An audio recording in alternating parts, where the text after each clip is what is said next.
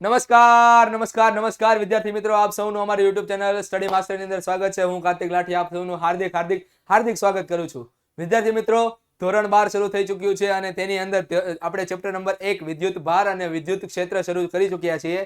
આ વિદ્યુત ભાર અને વિદ્યુત ક્ષેત્રની અંદર આપણે ટોપિક શરૂ કરેલો હતો વિદ્યુત ક્ષેત્રની લાક્ષણિકતાઓ પૂરી કરી ચૂક્યા છીએ. આપણે કુલમનો નિયમ પૂરી કરી ચૂક્યા છીએ. પછી આપણે જોયું હતું ડાયપોલ દ્વારા ઉત્પન્ન થતો વિદ્યુત ક્ષેત્ર, અને હવે આપણે જોવાનું છે એક બેસિક કોન્સેપ્ટ જેનું નામ છે સતત વિદ્યુત ભારનું વિતરણ. રેડી? શું? સતત વિદ્યુત ભારનું વિતરણ. વિદ્યાર્થી મિત્રો, જ્યારે આપણે સુવાહક અને અવાહકની વાત થઈ હતી ત્યારે એવું મેં કીધેલું કે જ્યારે ઇલેક્ટ્રોન અથવા તો કોઈ ચાર્જને આપણે સરફેસ ઉપર રાખવામાં આવે અને બધી જગ્યાએ સરખી રીતે ફેલાઈ જાય તો એ સુવાહક કહેવાય, અને કોઈ એક જગ્યાએ એકઠો થઈ જાય તો એ અવાહક કહેવાય. બરોબર? તો આપણે અહીંયા એવું કન્ડિશન રાખવાનું છે કે બધી વસ્તુ કેવી છે? સુવાહક છે.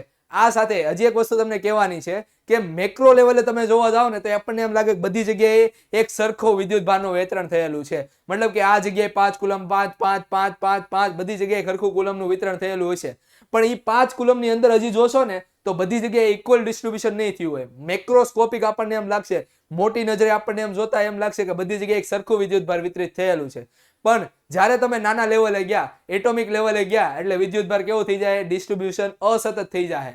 બરોબર? અને આ અસતતતાને કારણે આપણે બને ત્યાં સુધી પ્રોબ્લેમ સોલ્વ નથી કરી શકતા. એટલા માટે આપણે સતત વિદ્યુત ભારને કન્સિડર કરેલું છે, આપણે ધ્યાનમાં રાખેલું છે.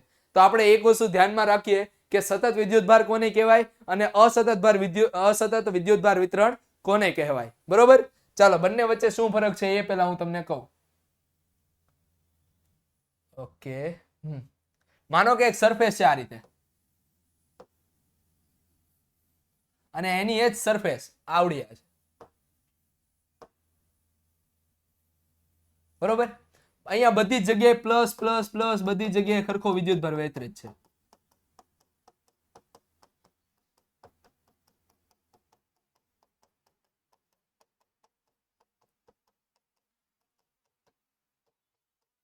ઓકે,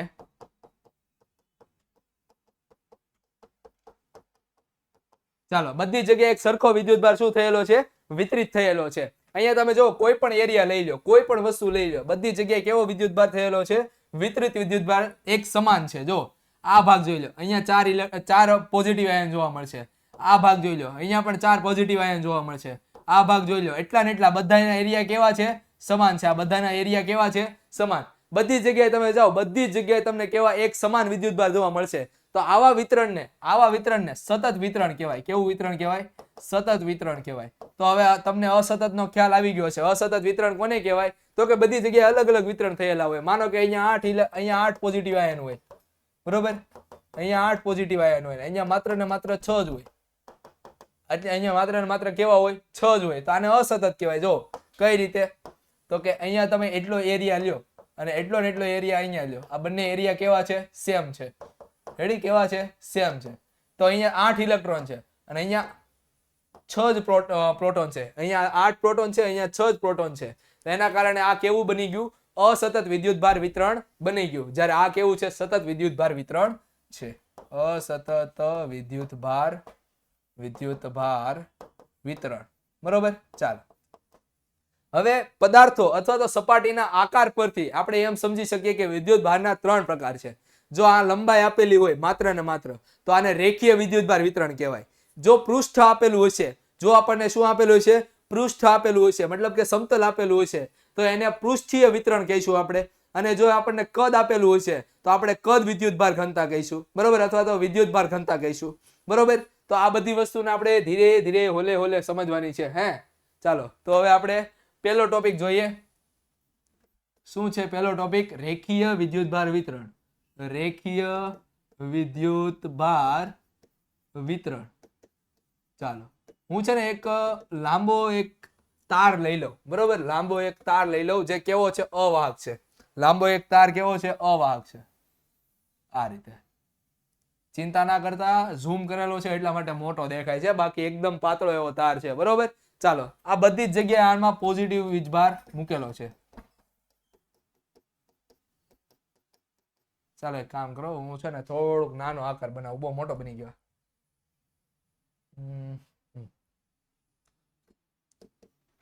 રેખીય વિદ્યુત ભાર વિતરણ. બરોબર, ચાલો એકદમ પાતળો એવો વીજભાર છે. બરોબર, અહીંયા પોઝિટિવ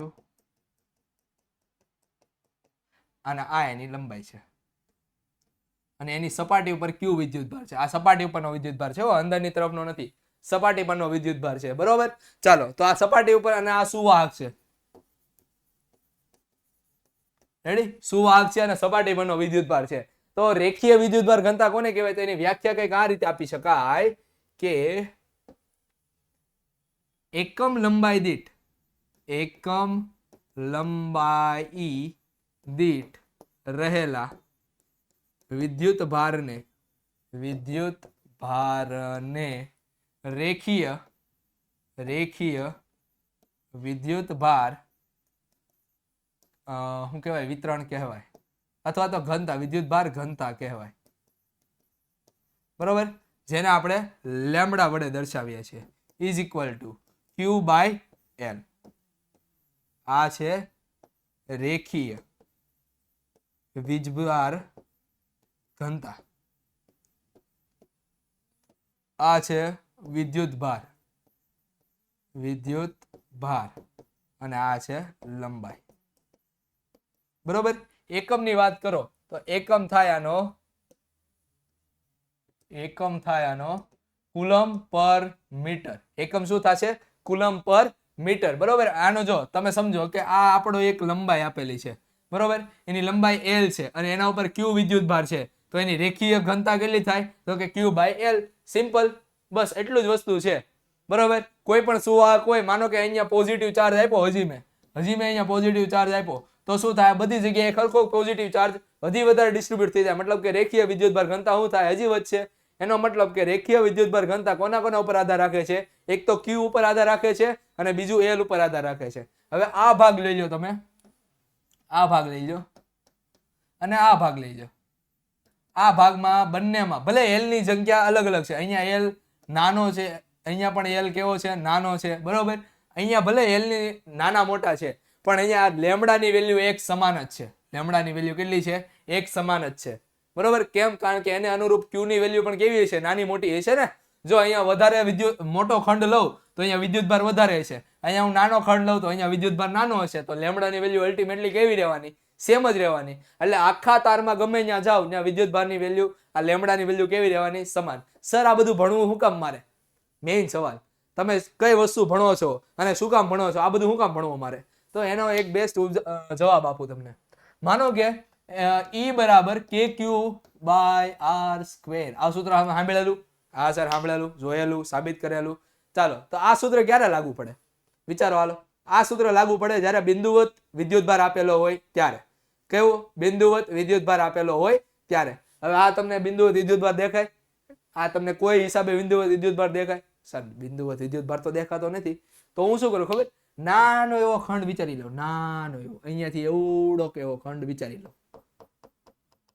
આને તો બિંદુવત વિદ્યુતભાર વિચારી શકાય કે નહીં? અવડા આમથા ખંડને. બરોબર, તો આવડા આમથા ખંડ માટે હું આ સૂત્ર સાબિત કરું અને પછી આખા સળિયાનું ઇન્ટિગ્રેશન કરી નાખું, આખા સળિયાનું ઇન્ટિગ્રેશન કરી નાખું, તો મને મળી ગયું વિદ્યુત ક્ષેત્ર, આના દ્વારા ઉત્પન્ન થતું વિદ્યુત ક્ષેત્ર. બસ એટલા માટે મારે આ ભણવું જરૂરી છે. મારે તમને આ ભણાવવું જરૂરી છે. તમારે ભણવું એટલા માટે જરૂરી છે. શું કામ? તો કે નાનો એવો ખંડ બિંદુવત વિદ્યુતભારની જેમ વધશે, એના દ્વારા ઉત્પન્ન થતું વિદ્યુત ક્ષેત્ર શોધી લઉં તો ટોટલ સળિયા પછી ઇન્ટિગ્રેશન કરી નાખું તો મને શું મળશે? ટોટલ સળિયા દ્વારા ઉત્પન્ન થતું વિદ્યુત ક્ષેત્ર. તો એટલા માટે મારે રેખીય વિદ્યુતભાર ભણવું જોઈએ. બરોબર, ચાલો. એના પછી આવે છે પૃષ્ઠ વિદ્યુતભાર વિતરણ. બરોબર, ચાલો. પૃષ્ઠ વિદ્યુતભાર વિતરણ શું કહે છે? કે ભાઈ ફરી પાછો હવે એક આપણી પાસે સમતલ છે. આ રીતે સમતલમાં બધી જગ્યાએ એક સમાન વિદ્યુતભાર હશે. માનો કે હું નેગેટિવ ચાર્જ લઉં છું આ વખતે.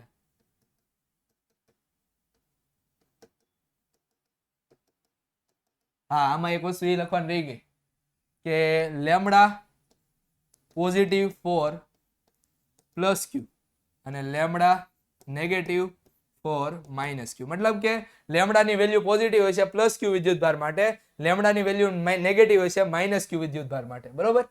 ચાલો, તો અહીં આ શું થઈ ગયું તો કે પૃષ્ઠ વિદ્યુતભાર વિતરણ. બરોબર. આને આપણે બીજી રીતે કહવું હોય તો શું કહેવાય? પૃષ્ઠ વિદ્યુતભાર ઘનતા. બરોબર. જેનું વ્યાખ્યા કંઈક આ રીતે આપી શકાય: એકમ ક્ષેત્રફળ, ઓલામાં હતું એકમ લંબાઈ, હવે અહીંયા હું આવી ગયું એકમ ક્ષેત્રફળ દીઠ રહેલા વિદ્યુત ભારને શું કહેવાય? પૃષ્ઠ વિદ્યુતભાર ઘનતા કહેવાય. પૃષ્ઠ વિદ્યુતભાર ઘનતાને સિગ્મા વડે દર્શાવાય, એને ક્યુ બાય એ સૂત્ર વડે દર્શાવાય. એકમ આવશે આનો કુલમ પર મીટર સ્ક્વેર. કુલમ પર મીટર સ્ક્વેર આનો એકમ આવશે. બીજું કઈ રહી ગયું? હા, ક્યુ ની વેલ્યુ પોઝિટિવ તો સિગ્મા પોઝિટિવ, ક્યુ ની વેલ્યુ નેગેટિવ તો સિગ્મા નેગેટિવ. બરોબર. આને આપણે સિગ્મા વડે પણ દર્શાવી. બરોબર. ચાલો, એના પછી બીજું કઈ રેખીય વિદ્યુતભાર એકમ ને બધી વસ્તુ આવી ગઈ. હાલો, ચાલો હવે આને મારે શા માટે ભણવું? તો ફરી પાછો હું નાનો એવો ખંડ લઈ લઉં. આમાં આ નાનો એવો ખંડ. બરોબર. આ નાના એવા ખંડ દ્વારા ઉત્પન્ન થતું વિદ્યુત ક્ષેત્ર શોધી નાખું. બિંદુવત હોય, નાનો એવો હોય એટલે આપણે બિંદુવત કહી શકીએ. અને એના માટે હું સૂત્ર મૂકું E = KQ / R². ચાલો, આમાં ક્યાં સિગ્મા આવે છે? તો ક્યુ તો આવે છે ને. ક્યુ ના બરાબર શું લખાય? તો કે સિગ્મા × DA. બસ આના પરથી તમને શું મળે? આખું વિદ્યુત ક્ષેત્ર મળે. સમતલ દ્વારા ઉત્પન્ન થતું વિદ્યુત ક્ષેત્ર, જે આપણે ગૌસના નિયમની ઉપયોગિતામાં જોવાનું છે. ફરી પાછી એડવર્ટાઇઝ. બરોબર. ચાલો, હવે આપણે જોવાનું છે કદ વિતરણ, કદીય વિદ્યુતભાર વિતરણ. ચાલો, ફરી પાછો ગોળો છે. રેડી? આ રીતની એની સપાટી છે, અહીંયાથી આમ, અને સપાટી ઉપર પ્લસ વિદ્યુતભાર રહેલો છે.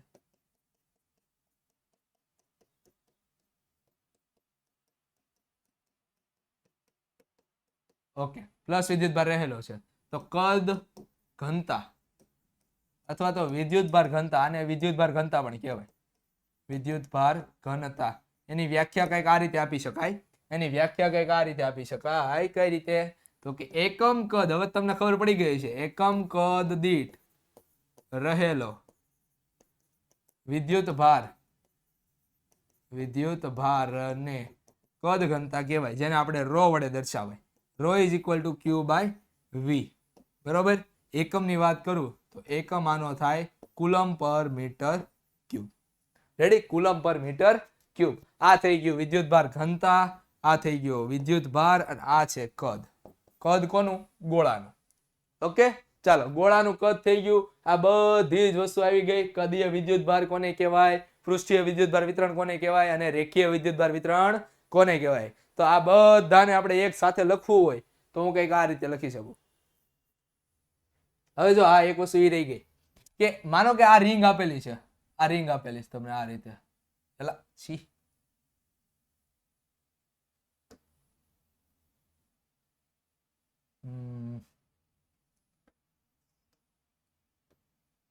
ચાલો, આ રીતે રિંગ આપેલી છે. બરોબર. હવે આ રિંગ માટે આપણે શું લેવું? ચાલો વિચારો, રિંગ માટે આપણે શું લેવું?